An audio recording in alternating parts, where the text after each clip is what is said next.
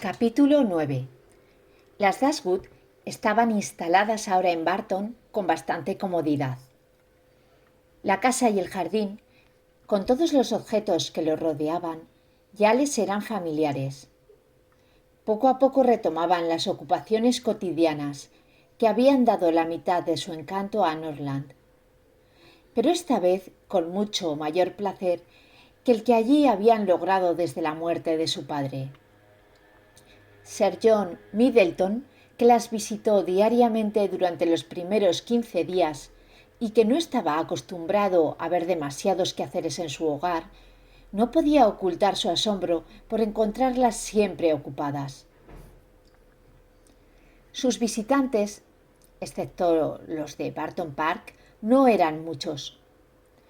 A pesar de los perentorios ruegos de Sir John para que se integraran más al vecindario y de haberles asegurado repetidamente que su carruaje estaba siempre a su disposición, la independencia de espíritu de la señora Dashwood venció su deseo de vida social para sus hijas.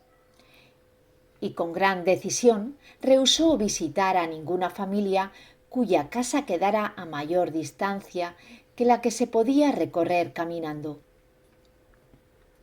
Había pocas que cumplieran tal requisito, y no todas ellas eran asequibles. Aproximadamente a milla y media de la cabaña junto al angosto y sinuoso valle, nacía el del Barton.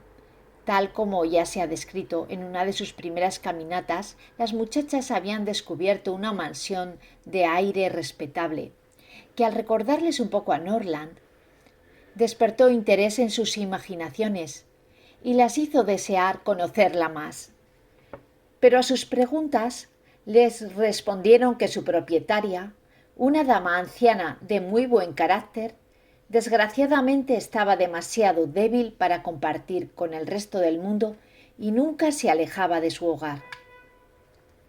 En general, los alrededores abundaban en hermosos paseos.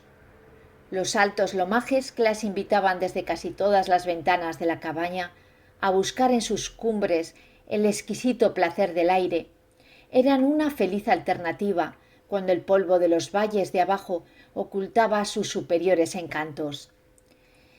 Y hacia una de esas colinas dirigieron sus pasos Marian y Margaret una memorable mañana, atraídas por el poco sol que asomaba en un cielo chubascoso e incapaces de soportar más el encierro al que las había obligado la continua lluvia de los 2 días anteriores. El clima no era tan tentador como para arrancar a las otras 2 de sus lápices y libros, a pesar de la declaración de Marian de que el buen tiempo se mantendría y que hasta la última de las nubes amenazadoras se alejaría de los cerros. Y juntas partieron las 2 muchachas. Alegremente ascendieron las lomas, regocijándose de su propia clarividencia cada vez que vislumbraban un trozo de cielo azul. Y cuando recibieron en sus rostros las vivificantes ráfagas de un penetrante viento del suroeste, lamentaron los temores que habían impedido a su madre y a Elinor la posibilidad de compartir tan deliciosas sensaciones. ¿Existe en el mundo, dijo Marian, una felicidad comparable a esta? Margaret, caminaremos aquí al menos 2 horas. Margaret estuvo de acuerdo y reemprendieron su camino contra el viento, resistiéndolo con alegres risas durante casi 20 minutos más, cuando de súbito las nubes se unieron sobre sus cabezas y una intensa lluvia les empapó los rostros. Apenadas y sorprendidas, se vieron obligadas, aunque a desgana, a devolverse porque ningún refugio había más cercano que su casa. No obstante, les quedaba un consuelo al que pudieron recurrir en ese momento, puesto que la necesidad les dio más decoro del que habitualmente tendrían. Y este fue bajar corriendo tan rápido como podían por la falda de la colina que conducía directamente al portón de su jardín. Partieron. Marian tomó ventaja al comienzo, pero un paso en falso la hizo caer de repente a tierra, y Margaret, incapaz de detenerse para auxiliarla, involuntariamente siguió de largo a toda prisa y llegó abajo sana y salva. Un caballero que cargaba una escopeta, con 2 perros que jugaban a su alrededor, se encontraba subiendo la colina y a pocas yardas de Marian cuando ocurrió el accidente. Dejó su arma y corrió en su auxilio. Ella se había levantado del suelo, pero habiéndose torcido un tobillo al caer, apenas podía sostenerse en pie. El caballero le ofreció sus servicios, y advirtiendo que su modestia la hacía rehusar lo que su situación hacía necesario, la levantó en sus brazos sin más tardanza y la llevó cerro abajo. Luego, cruzando el jardín cuya puerta Margaret había dejado abierta, la cargó directamente al interior de la casa, a donde Margaret acababa de llegar, y no dejó de sostenerla hasta sentarla en una silla de la salita. Elinor y su madre se levantaron atónitas al verlo entrar, y mientras le clavaban la vista con evidente extrañeza y a la vez con secreta admiración ante su apariencia, él disculpó su intromisión relatando lo que la había causado. Y lo hizo de manera tan franca y llena de gracia que su voz y expresión parecieron hacer mayores sus encantos, aunque ya era extraordinariamente bien parecido. Si hubiera sido feo, viejo y vulgar, igualmente habría contado con la gratitud y amabilidad de la señora Dashwood por cualquier acto de atención hacia su hija, pero la influencia de la juventud, la belleza y la elegancia prestó un nuevo interés a su acción, que la conmovió aún más. Le agradeció una y otra vez y con la dulzura de trato que le era propia, lo invitó a sentarse. Pero él declinó hacerlo, en consideración a que estaba sucio y mojado. La señora Dashwood le rogó entonces le dijera con quién debía estar agradecida. Su nombre, replicó él, era Willoughby, y su hogar en ese momento estaba en Allenham, desde donde él esperaba le permitiera el honor de visitarlas al día siguiente, para averiguar cómo seguía la señorita Dashwood. El honor fue rápidamente concedido y él partió, haciéndose aún más interesante, en medio de una intensa lluvia. Su belleza varonil, y más que común gracia, se hicieron instantáneamente tema de generalizada admiración. Y las risas a costa de Marian, que despertó su galantería, recibieron particular estímulo de sus atractivos externos. Marian misma había visto menos de su apariencia que el resto, porque la confusión que enrojeció su rostro cuando él la levantó le había impedido mirarlo después de que entraron en la casa. Pero había visto lo suficiente de él para sumarse a la admiración de las demás, y lo hizo con esa energía que siempre adornaba sus elogios. En apariencia y aire era exacto a lo que su fantasía había siempre atribuido al héroe de sus relatos favoritos. Y el haberla cargado a casa con tanta formalidad previa revelaba una rapidez de pensamiento que en forma muy especial despertaba en ella un ánimo favorable a él.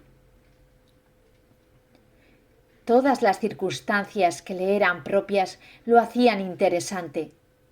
Tenía un buen nombre, su residencia estaba en el villorrio que preferían por sobre los demás y muy luego Marian descubrió que de todas las vestimentas masculinas, la más bonita era una chaqueta de caza.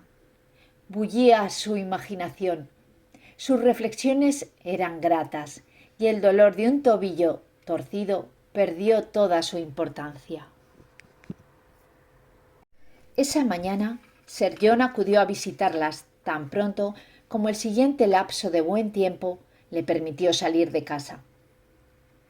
Tras relatarle el accidente de Marian, le preguntaron ansiosamente si conocía en Allenham a un caballero de nombre Willoughby. —¡Willoughby!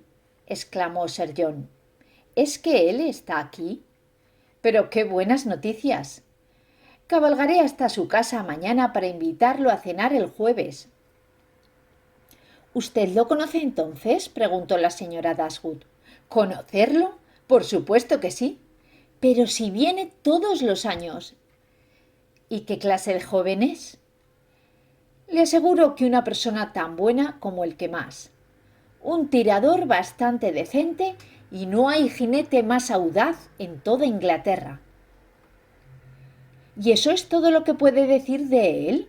—exclamó Marian indignada. —Pero, ¿cómo son sus modales cuando se lo conoce de manera más íntima? ¿Cuáles son sus ocupaciones, sus talentos? ¿Cómo es su espíritu? Sir John estaba algo confundido. —Por mi vida —dijo—, no lo conozco tanto como para saber eso. Pero es una persona agradable y de buen carácter, y tiene una perrita de color negro que es lo mejor que he visto. —¿Y va con él hoy? Pero Marian era tan incapaz de satisfacer su curiosidad respecto al color del perro del señor Willoughby como lo era él en cuanto a describir los matices de la mente del joven. —Pero, ¿quién es él? —preguntó Elinor. —¿De dónde viene? ¿Posee una casa en Allenham? Sobre este punto podía informarlas más Sir John, y les dijo que el señor Willoughby no tenía propiedades personales en la región, que residía allí solo mientras visitaba a la anciana de Allenham Court, de quien era pariente y cuyos bienes heredaría. Y agregó: sí, vale la pena atraparlo, le aseguro, señorita Dashwood. Es dueño además de una linda propiedad en Summerside, y si yo fuera usted no se lo cedería a mi hermana menor, a pesar de dar tumbos cerro abajo. La señorita Marian no puede pretender quedarse con todos los hombres. Brandon se pondrá celoso si ella no tiene más cuidado. No creo, dijo la señora Dashwood con una sonrisa divertida, que ninguna de mis hijas vaya a incomodar al señor Willoughby con intentos de atraparlo. No es una ocupación para la que hayan sido criadas. Los hombres están muy a salvo con nosotras, sin importar cuán ricos sean. Me alegra saber, sin embargo, por lo que usted dice, que es un joven respetable y alguien cuyo trato no será de despreciar. Creo que es una persona tan buena como el que más, repitió Sir John. Recuerdo la última Navidad en una pequeña reunión en Barton Park, en el que él bailó todo lo que pudo. —¿En verdad? —exclamó Marian, brillándole los ojos. —¿Y lo hizo con elegancia y con espíritu? —Sí, y esta vez en pie a las 8, luego por la mañana listo para salir a cabalgar. Eso es lo que me gusta, así es como debiera ser un joven, sin importar a qué esté dedicado. Su entrega a lo que hace no debe saber de moderaciones ni dejarle ninguna sensación de fatiga. Ya. Ya estoy viendo cómo va a ser, dijo Sir John. Ya veo cómo será.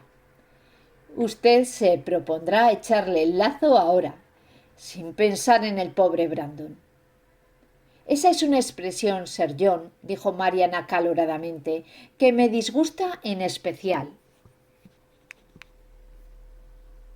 Aborrezco todas las frases trilladas con las que se intenta demostrar agudeza. Y echarle el lazo a un hombre o hacer una conquista son las más odiosas de todas.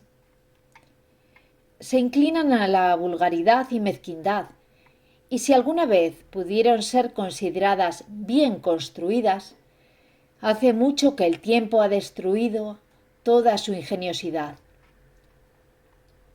Sir John no entendió mucho este reproche, pero rió con tantas ganas como si lo hubiera hecho, y luego replicó: sí, sí, me atrevo a decir que usted, de una manera u otra, va a hacer suficientes conquistas. Oh, pobre Brandon, ya está bastante prendado de usted, y le aseguro que bien vale la pena echarle el lazo, a pesar de todo este andar rondando por el suelo y torciéndose los tobillos.